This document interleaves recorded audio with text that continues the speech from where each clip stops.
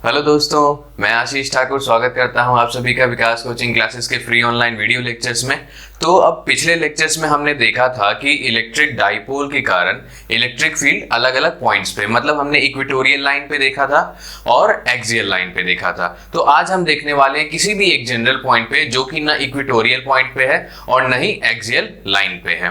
तो चलिए हम शुरू करते हैं। अब जैसे क्योंकि हम डाइपोल की बात करते हैं तो पहले तो हम दो चार्जेस लेते हैं। तो दो चार्जेस हमने लिया, मान लिया कि इस लाइन पे हमारा एक यहाँ पे चार्ज है, वो क्या है -q, और यहाँ पे एक चार्ज है हमारा +q। हमने मान लिया ये जो बीच का पॉइंट है ये हमारा सेंटर पॉइंट है। अब क्योंकि ये वाली जो लाइन होती, ये जो ऐसे जाती, तो ये हो जाती हमारी एक्सियल लाइन, और इसके परपेंडिकुलर जो लाइन है ये हो जाती इक्वेटोरियल लाइन। तो अब ना तो हम इस लाइन पे ले रहे हैं और ना ही इसके परपेंडिकुलर लाइन पे ले रहे हैं, हमने किसी भी एक जनरल से पॉइंट पे अपना ऑब्जर्वेशन शुरू किया। मतलब अब हम इस पॉइंट पे देखेंगे कि इस शॉर्ट डाइपोल के कारण इस पॉइंट पे इलेक्ट्रिक फील्ड क्या होगा।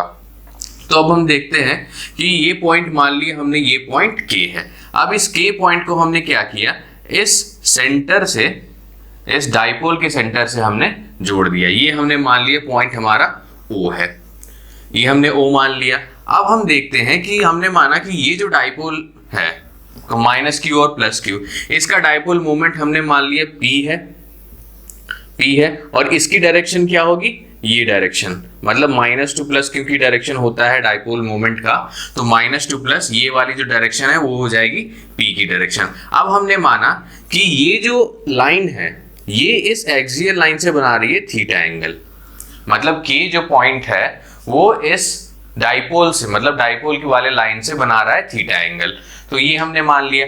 अब क्या है कि अगर हम मानते हैं, अगर हमने माना कि ये क्या है हमारा डाइपोल मोमेंट P, तो अब हम क्या करते हैं, ये जो डाइपोल मोमेंट है इसको हमने रिजॉल्व किया इस लाइन के अलोंग और इसके परपेंडिकुलर। तो जब हम रिजॉल्व करेंगे तो हमारा क्या आएगा, इस लाइन के अलोंग हमारा आ जाएगा P cos थीटा, और इसके परपेंडिकुलर एक कंपोनेंट होगा तो यहां आ जाएगा P sin थीटा। अब ये हमने कंपोनेंट में तोड़ लिया। अब ये हमने इसलिए तोड़ा है क्योंकि हम अगर किसी पॉइंट पर ऑब्जर्वेशन कर रहे हैं, अगर इलेक्ट्रिक डाइपोल के कारण इलेक्ट्रिक फील्ड निकाल रहे हैं, तो अब हमने क्या किया, इस सेंटर से इस पॉइंट को जोड़ा। तो हमारा काम तो ये होता है कि सेंटर से जोड़ा, और उसके अलोंग जो लाइन है उस लाइन के अलोंग डाइपोल मोमेंट क्या है या फिर उसके परपेंडिकुलर डाइपोल मोमेंट क्या है। तो हमने उस लाइन के अलोंग निकाल लिया P cos थीटा होता है रिजॉल्व करके, और इसके परपेंडिकुलर हमारा हो गया P sin थीटा। अब जो सबसे ध्यान देने वाली बात ये है, वो ये है कि अगर हम K पॉइंट पर देखें तो ये वाली जो लाइन है इस पे क्या है, dipole moment P cos theta. तो अब क्या है कि अगर हम इस अरेंजमेंट को भूल जाएं और अगर हम सिर्फ ये देखें, तो सेंटर से इस K का जो डिस्टेंस है हमने मान लिया ये क्या है, R है, ये R डिस्टेंस पे है। तो R डिस्टेंस हमने मान लिया है। तो अब हम क्या करेंगे, ये जो है, क्योंकि ये P cos थीटा इस लाइन के अलोंग है, तो ये क्या हो जाएगा, हम मान लेंगे ये एक्सियल लाइन है। अगर हम सिर्फ इस वाले एरिया को देखें, इस वाले लाइन को हम ऑब्जर्व करें, क्योंकि क्या था, अगर स्ट्रेट में डाइपोल मोमेंट हमारा था तो इस लाइन पे कहीं पे होता था हमारा डाइपोल, मतलब जो एक्सियल लाइन होता था। तो अब क्योंकि ये हमारा लाइन है, ये जो नया लाइन है और इसमें हमें ऑब्जर्वेशन करना है, तो अगर इसके अलोंग हम देखेंगे तो ये हमारी एक्सियल लाइन हो जाएगी और ये उस पर डाइपोल मोमेंट हो जाएगा। तो अब हमने क्या पढ़ा था कि जब एक्सियल लाइन पे हम देख रहे हैं तो किसी पॉइंट पे अगर हमें डाइपोल इलेक्ट्रिक फील्ड देखना है अगर किसी पॉइंट पे, तो हम क्या करेंगे, इस वाले लाइन के अलोंग हमारा क्या हो जाएगा, मान लिए हमने इस वाले में इलेक्ट्रिक फील्ड E1 है। तो अब E1 इलेक्ट्रिक फील्ड क्या होता था, जब हम एक्सियल लाइन पे कोई पॉइंट लेते थे तो क्या होता था, E1 = 1/4 पाई एप्सिलॉन नॉट। अब मल्टीप्लाई हम किससे करते थे, 2p मतलब 2 इंटू जो डाइपोल मोमेंट होता था। तो अब हमारा डाइपोल मोमेंट इस लाइन के अलोंग क्या है, P cos थीटा। मतलब हम क्या करेंगे, 2p cos theta upon distance कितना हमने मान लिया, R मान लिया है, तो R3 ये हो जाएगा। और ये किसके अलोंग होगा, ये K मतलब OK को एक्सटेंड करता हुआ। मान लिया हमने ये जो E1 है ये मान लिया हमने पॉइंट N की तरफ है, तो हमने मान लिया ये हो जाएगा अलोंग KN। तो ये हो जाएगा हमारा E1 का डायरेक्शन। अब ये E1 हमने कैसे करके रखा है, जब हम ले रहे हैं कि ये क्या है, एक्सियल लाइन है, तो एक्सियल लाइन है, यहां तक क्लियर है। अब ये भी तो डाइपोल मोमेंट है, तो ये भी डाइपोल मोमेंट है और हमें इस पॉइंट पे देखना है। तो हमने इक्वेटोरियल के केस में क्या देखा था, इस टाइप का कुछ हमारा अरेंजमेंट था, -q +q, और इसके परपेंडिकुलर हम देखते थे। मतलब अगर इस पॉइंट पे हमें देखना हो डाइपोल मोमेंट का डायरेक्शन कुछ ऐसा होता था, ये था डाइपोल मोमेंट का डायरेक्शन। तो इसमें भी हम क्या देख रहे हैं, ये बस थोड़ा सा टिल्टेड है। अगर हम इसको टिल्ट कर दें तो ये हो जाएगा p sin थीटा, मतलब इस डायरेक्शन में कुछ डाइपोल मोमेंट है जो कि कितना है, p sin थीटा, और हमें इस पॉइंट पे देखना है, इसके परपेंडिकुलर पॉइंट पे। तो इस डाइपोल मोमेंट को अगर हम कंसीडर करें तो ये क्या हो जाएगा, इक्वेटोरियल पॉइंट हो जाएगा। तो अगर हम इक्वेटोरियल पॉइंट पे देखते हैं तो हमने माना कि इसके परपेंडिकुलर डायरेक्शन में क्या है, हमारा E2 है, और हमने मान लिया ये पॉइंट M की तरफ है। तो क्योंकि इक्वेटोरियल है तो E2 क्या हो जाएगा, इक्वेटोरियल के केस में हम क्या करते थे, 1/4 पाई एप्सिलॉन नॉट, और 2 नहीं करके सीधा डाइपोल मोमेंट, मतलब P, इस केस में डाइपोल मोमेंट क्या है, P sin theta upon distance का क्यूब। ये क्या हो जाएगा, अलोंग KM। ये हमने निकाल लिया दोनों इलेक्ट्रिक फील्ड इन दो डाइपोल मोमेंट्स के कारण किसी भी एक जनरल पॉइंट पे। मतलब हमें शुरू में पता था कि डाइपोल मोमेंट क्या है, P है, हमने उसको रिजॉल्व किया किसके कॉन्टेक्स्ट में, मतलब ये जो K हमने पॉइंट लिया है उसको हमने पहले सेंटर से जोड़ा, फिर देखा कि हम किस तरह इजीली सॉल्व कर सकते हैं। मतलब अगर हम रिजॉल्व कर रहे हैं तो एक्सियल में हम कैसे ले सकते हैं, इक्वेटोरियल में कैसे ले सकते हैं। तो एक्सियल के केस में हमारा क्या आया, dipole moment P cos theta, इसके कारण इलेक्ट्रिक फील्ड इस लाइन के अलोंग E1 निकला, जो कि क्या हो गया, ये हो गया। और इसके कारण क्योंकि ये पॉइंट क्या हो जाएगा, इस डाइपोल मोमेंट के रिस्पेक्ट में ये क्या है, इक्वेटोरियल पॉइंट है। तो इक्वेटोरियल पॉइंट है तो हमने पहले भी देखा था, इक्वेटोरियल पॉइंट रहता है तो इसके परपेंडिकुलर कुछ ऐसे आता है। तो जब हम ऐसा देखेंगे तो क्या हो जाएगा, E2 हमारा निकल के आ जाएगा ये, जो कि किसके अलोंग होगा, KM के अलोंग होगा। अब हमें करना बस ये है कि E1 और E2 क्योंकि वेक्टर्स है इलेक्ट्रिक फील्ड, तो इनको वेक्टोरली रिजॉल्व करना है। तो हमने मान लिया कि ये कुछ आया, E आया, मतलब जो रिजल्टेंट इलेक्ट्रिक फील्ड है कुछ E आया। तो रिजल्टेंट क्या हो जाएगा, हमारा E हो जाएगा E1 + E2, अगर हम वेक्टोरली सॉल्व कर रहे हैं तो। और अगर हम मैग्नीट्यूड निकाल रहे हैं तो क्या हो जाएगा, magnitude of E = E1² + E2²। और cos थीटा वाला इसलिए नहीं लेंगे क्योंकि ये दोनों 90 डिग्री पे हैं, तो cos 90 0 हो जाएगा। तो E1² + E2² का अंडर रूट, ये क्या हो जाएगा, 1/4 pi epsilon not, 1/4 pi epsilon not 2p cos theta upon r³ इतने का square, plus 1/4 pi epsilon not p sin theta upon r³ का स्क्वायर, और इस पूरे का रूट। अब हम देख रहे हैं हमारे पास कॉमन क्या है, 1/4 pi epsilon not r³, 1/4 pi epsilon not r³ और p दोनों में कॉमन है। तो जब हम ये निकालते हैं तो बाहर हमारा क्या आएगा, p upon 4 pi epsilon not r³, और रूट के अंदर बच जाएगा हमारे पास cos square 4 cos square theta plus sin square theta. तो जब हम इसे सॉल्व करेंगे तो ये क्या हो जाएगा, एक cos स्क्वायर थीटा को हम बाहर निकालेंगे तो sin square theta plus cos square theta 1 हो जाएगा। तो ये हमारा निकल के आएगा p upon 4 pi epsilon not r³, ये हमारा हो जाएगा 3 cos स्क्वायर थीटा प्लस 1। तो ये हमारा आ गया इलेक्ट्रिक फील्ड का मैग्नीट्यूड। ये मैग्नीट्यूड हो गया, जो ये रिजल्टेंट इलेक्ट्रिक फील्ड है ये उसका मैग्नीट्यूड हमने निकाल लिया। तो ये थोड़ा सा बहुत ज्यादा कॉम्प्लेक्स नहीं है, सिंपली बस ये है कि हमने इसमें डाइपोल मोमेंट को रिजॉल्व कर दिया है एक उसी के डायरेक्शन में, मतलब O जो है उसके एक्सियल डायरेक्शन में और उसके परपेंडिकुलर डायरेक्शन में, मतलब कि अगर K इक्वेटोरियल पोजीशन हो जाए इस डाइपोल मोमेंट के रिस्पेक्ट में। तो इस तरह से हमने निकाल लिया किसी भी एक जनरल पॉइंट पे अगर हमें इलेक्ट्रिक फील्ड निकालना है शॉर्ट डाइपोल के कारण। तो ये हमने निकाल लिया। यहां तक हो गया। अब अगला हमारा ये आता है कि जो हमने पहले केसेस पढ़े थे, पहले केसेस हमने क्या पढ़े थे कि जब ये जो के पॉइंट है वो क्या हो, या तो एक्सियल लाइन पे हो या फिर इक्वेटोरियल लाइन पे हो। तो अब ध्यान देने वाली बात ये है कि अगर हम केसेस में देखें तो पहला केस अगर हम लेते हैं कि अगर के जो है वो आ गया एक्सियल पॉइंट पे, अगर मान लिया कि हमने यहां आ गया, मतलब ये लाइन कैसे घूम के यहां पे आ गया, तो जब ये लाइन घूम के यहां पे आ जाएगा तो थीटा क्या हो जाएगा हमारा, थीटा इक्वल्स टू 0 डिग्री हो जाएगा।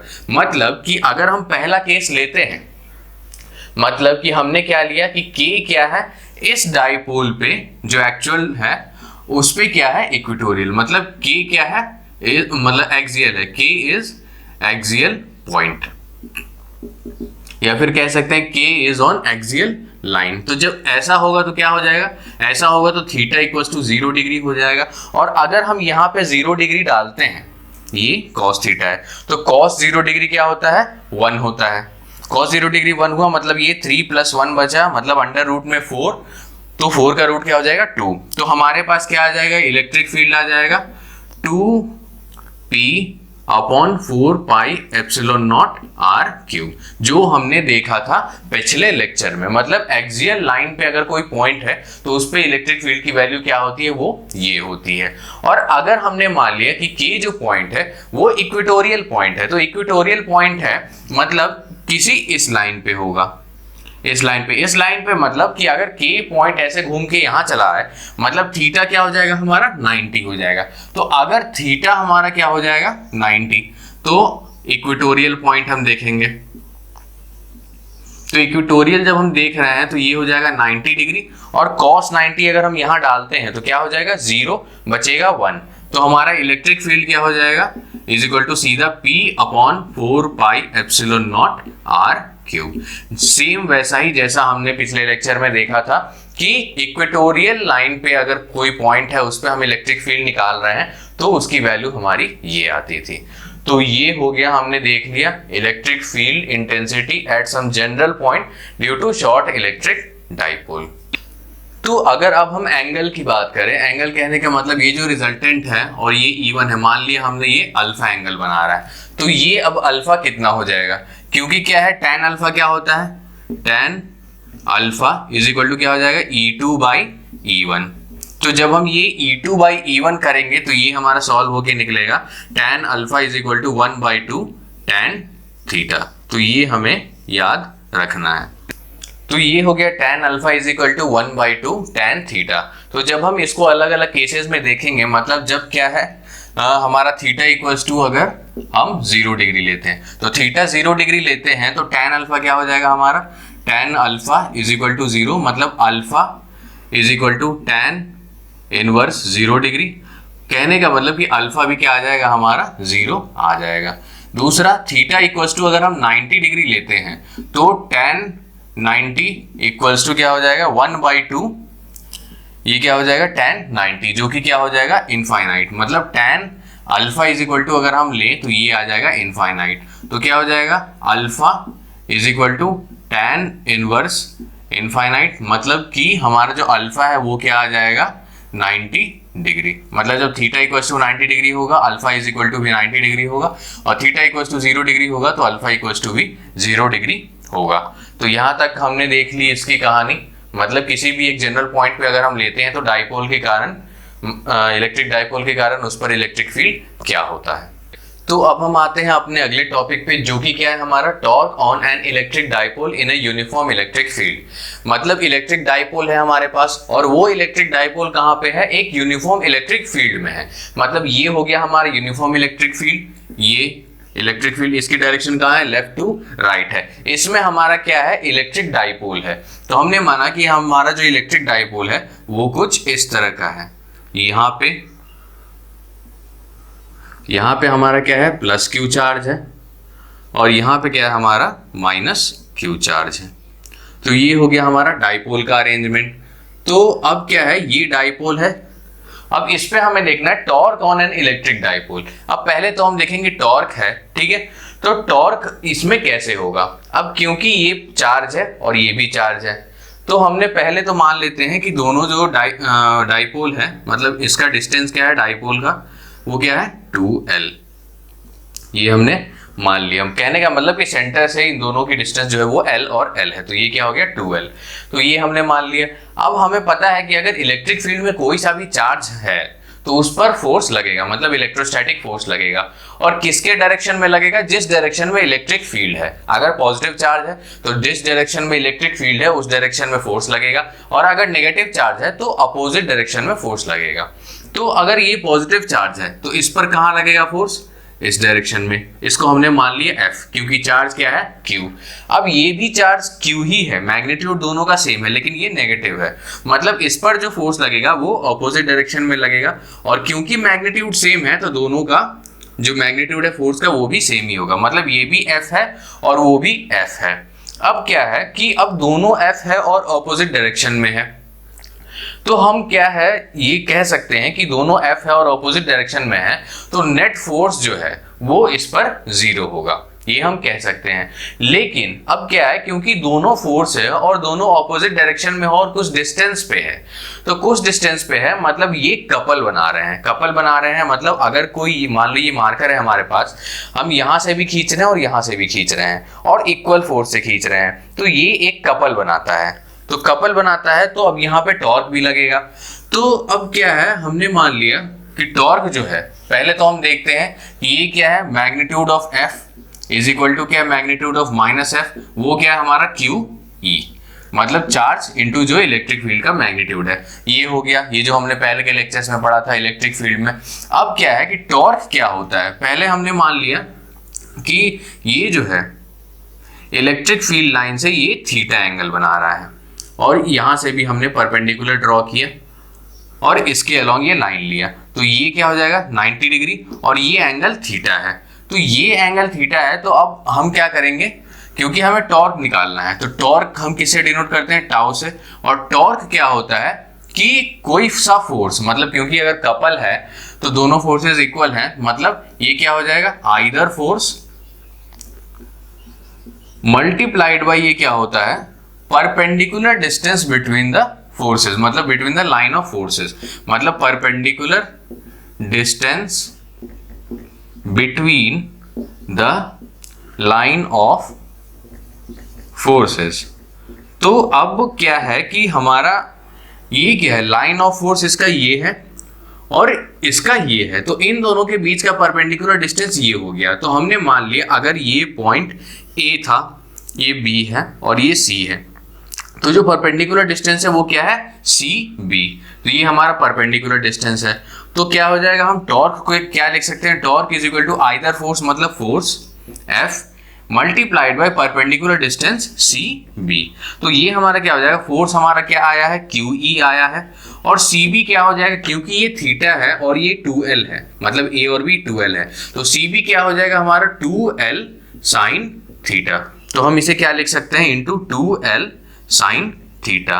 अब अगर हम इसको थोड़ा सा अच्छे से एडजस्ट करें तो क्या है, Q इंटू 2L को अगर हम साथ लेते हैं और हमारे पास बचा E साइन थीटा, तो इसे हम क्या लिख सकते हैं, Q इंटू 2L मतलब क्या हो गया, एक charge into distance between the charge, तो वो क्या होता है हमारा डाइपोल मोमेंट, तो ये हो गया हमारा P E साइन थीटा। अब क्योंकि यहाँ साइन थीटा है तो हम क्या कर सकते हैं, टॉर्क इज इक्वल टू, अगर हम वेक्टर फॉर्म में लिखें तो इसे हम लिख सकते हैं torque is equal to P cross E।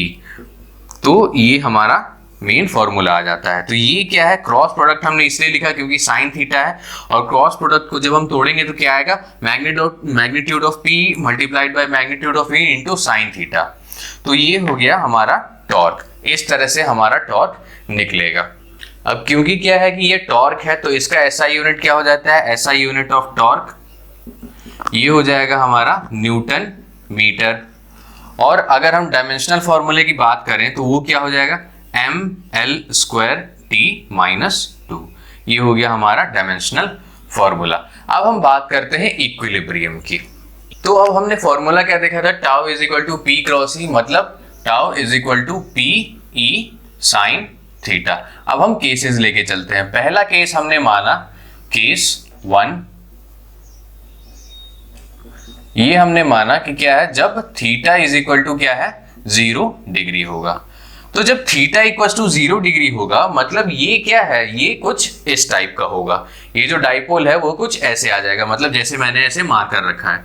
तो ये जब होगा तो हम कहेंगे कि ये हो जाएगा हमारा स्टेबल इक्विलिब्रियम में।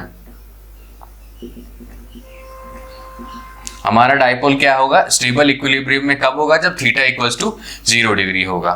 तो वो कैसे होगा, हम स्टेबल इसलिए बोल रहे हैं क्योंकि अगर ये डाइपोल हमारा ऐसा है, माइनस चार्ज यहाँ है, प्लस चार्ज यहाँ है, तो हमें पता है कि इस पॉइंट पर इस डायरेक्शन में फोर्स लग रहा है और इस पॉइंट पर राइट डायरेक्शन में फोर्स लग रहा है। तो अगर हम इसको थोड़ा सा भी टिल्ट करते हैं, मतलब अपने मीन पोजीशन से हटा देते हैं, तो क्या है तब भी इस पर क्या फोर्स लग रहा होगा, प्लस क्यू वाले पे इधर फोर्स लग रहा होगा और माइनस क्यू वाले पे इधर लग रहा होगा। मतलब दोनों क्या है, वापस फोर्सेस के कारण ये अपने ओरिजिनल पोजीशन पे आ जाएंगे। मतलब थोड़ा सा ये ऑसिलेट होगा, फिर धीरे धीरे ऑसिलेशन कम होके ये अपने ओरिजिनल पोजीशन पे आ जाएगा। इसलिए हमने कहा कि ये क्या है, इक्विलिब्रियम पोजीशन पे है। दूसरा केस हमने माना केस 2, ये हमने माना जब थीटा इक्वल्स टू 90 डिग्री होगा। तो जब थीटा इक्वल्स टू 90 डिग्री होगा मतलब थीटा इक्वल्स टू ऐसे हो जाएगा, तो हमारा क्या हो जाएगा, tau is equal to P E sine 90 degree, मतलब is equal to P E आ जाएगा। तो ये जो होगा इस केस में हमारा क्या हो जाएगा, टाउ जो होगा टॉर, ये हमारा मैक्सिमम आएगा जब हम 90 डिग्री लेंगे। तीसरा केस, केस 3, ये कब है, जब थीटा इक्वल्स टू 180 डिग्री हम लेंगे। इस केस में हमारा ये हो जाएगा अनस्टेबल इक्विलिब्रियम, इसे हम कहेंगे अनस्टेबल इक्विलिब्रियम में। अब ये कैसे कि हमारा मतलब पॉजिटिव चार्ज जो है थीटा इक्वल्स टू 180 डिग्री कहने का मतलब कि ये कुछ ऐसा हो जाएगा। मतलब जो हमारा अगर हम मार्कर से दिखाएं तो वो क्या हो जाएगा, प्लस क्यू ये इस पॉइंट पे है और माइनस क्यू इस पॉइंट पे। अब हमें पता है कि प्लस क्यू पे किधर फोर्स लग रहा है, राइट डायरेक्शन में लग रहा है, और माइनस क्यू वाले पे लेफ्ट डायरेक्शन में लग रहा है। तो अगर हम इसको थोड़ा सा भी टिल्ट करते हैं, थोड़ा सा भी टिल्ट करेंगे तो इस वाले पे यहाँ फोर्स लगेगा लेफ्ट डायरेक्शन में और इस वाले पे राइट डायरेक्शन में फोर्स लगेगा। तो ये क्या है, फोर्स लगेगा तो ये इस तरह मूव करके अपने ओरिजिनल पोजीशन पर कभी नहीं आएंगे और वो स्टेबल इक्विलिब्रियम गेन कर लेंगे, मतलब बाद में। तो कहने का मतलब अनस्टेबल इसलिए क्योंकि अगर हम थोड़ा सा भी इसको टिल्ट करें, अपने मीन पोजीशन से थोड़ा हटाएं, तो ये अपने ओरिजिनल पोजीशन को वापस रीगेन नहीं कर पाएगा। इसलिए हमने कहा इसको कि ये अनस्टेबल इक्विलिब्रियम में है। तो आज के इस लेक्चर में बस इतना ही। तो आज हम लोगों ने पढ़ा था शॉर्ट इलेक्ट्रिक डाइपोल के कारण जो हमारा इलेक्ट्रिक फील्ड है किसी एक जनरल पॉइंट पे क्या होता है, और टॉर्क हमने निकाला एक यूनिफॉर्म इलेक्ट्रिक फील्ड में डाइपोल पे। तो अगले लेक्चर में हम वर्क डन भी देखेंगे और पोटेंशियल एनर्जी भी देखने वाले हैं। उसके बाद हमारा डाइपोल का टॉपिक खत्म हो जाएगा, फिर हम अगले टॉपिक पर चलेंगे। तो आई होप ये आज का वीडियो लेक्चर आपको पसंद आया होगा। अगर आपको अभी कोई डाउट है तो आप मुझे ईमेल कर सकते हैं, ईमेल डिस्क्रिप्शन में दे रखा है। आप हमारे टेलीग्राम चैनल को ज्वाइन करें ताकि आपको रेगुलर अपडेट्स मिलते रहें। और अगर आपको ये वीडियो पसंद आया तो please like, share and subscribe, and thanks for watching the video.